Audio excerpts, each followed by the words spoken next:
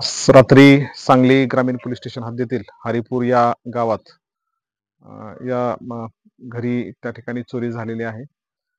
ही घटना जी आहे ती रात्री 2:30 ते 3च्या दरम्यान झाल्याचा अंदाज आहे. त्याच पद्धतीनं सीसीटीव्ही फुटेज देखील आम्हाला त्या ठिकाणी मिळालेलं असून त्यामध्ये संशयित आरोपी दिसून येत आहेत. तर त्या अनुषंगाने आम्ही पुढील तपास करून त्या ठिकाणी आरोपी अटक करण्याचा त्या ठिकाणी प्रयत्न करत आहोत. आहे आता म्हणजे